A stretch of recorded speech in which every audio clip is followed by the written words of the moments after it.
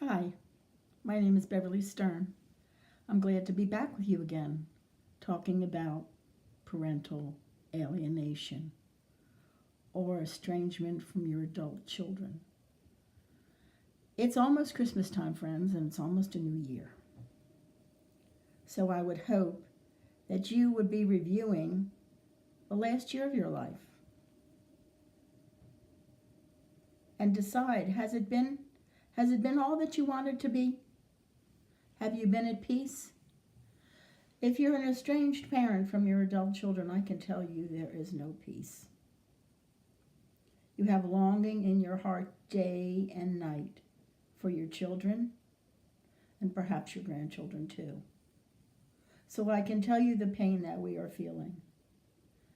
But I also want to address the pain that adult children are feeling.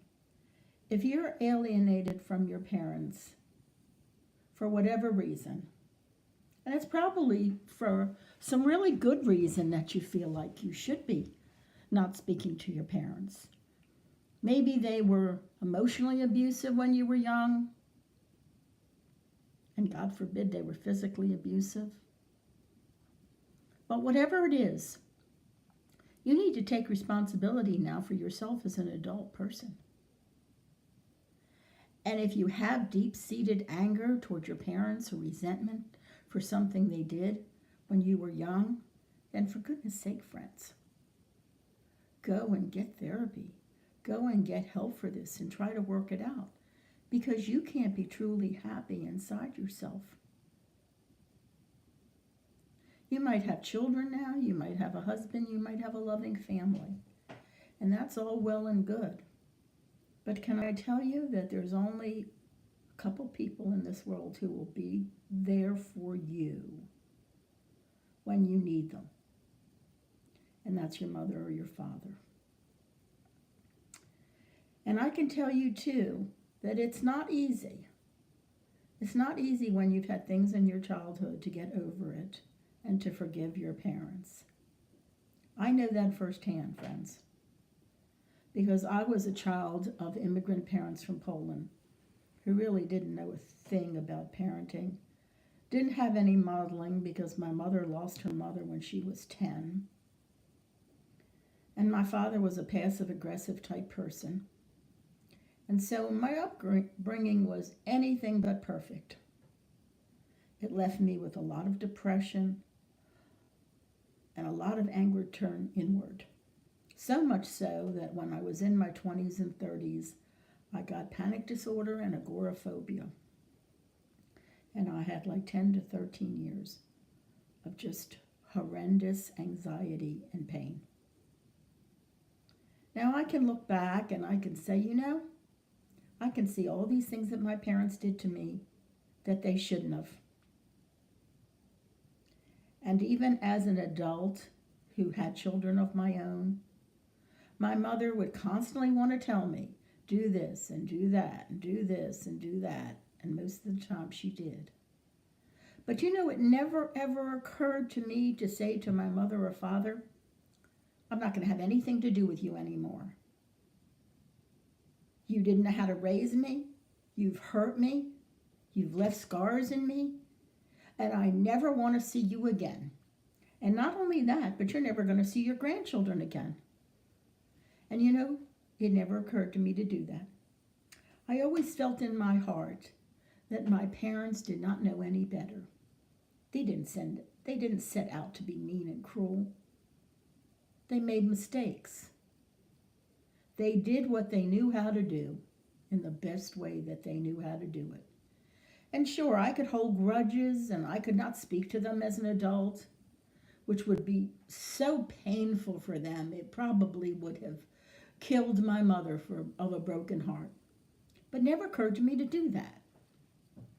Instead, when my parents said do this and do that and do this and do that, while they were there, I just listened. And when they walked out the door and we said our goodbyes, I did what I thought was right with my children. And yes, I made mistakes too. It's only natural to make mistakes. We do that. You'll make mistakes. Your parents made mistakes. Your children make mistakes. That's just the way life is. But I chose not to hold a grudge at them.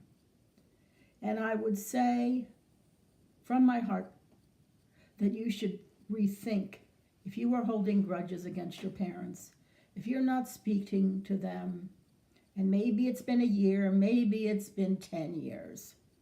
It's way too long. Release that anger and pain from your heart, from your body, from your mind, in any way you can.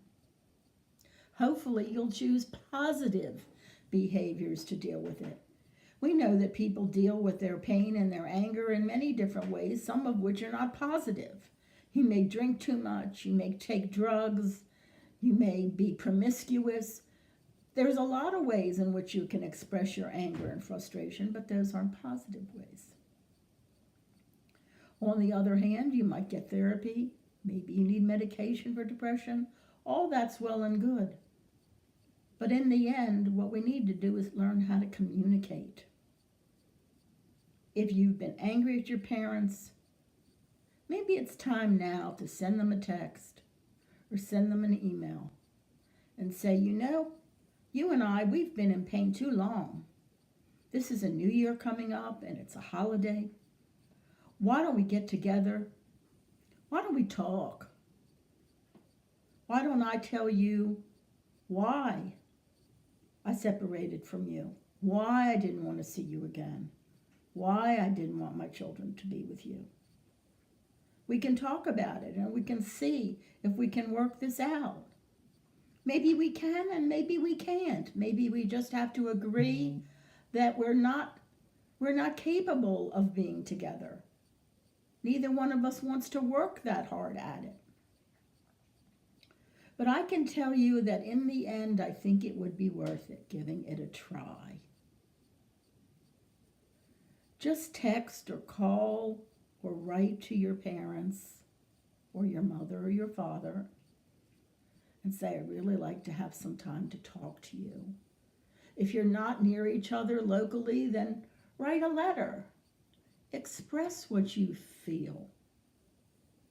And I can guarantee that if you haven't seen your mother or your father in a long time, your parents' heart has been breaking. They are aching for the chance to talk to you, to be with you again, to have you as family,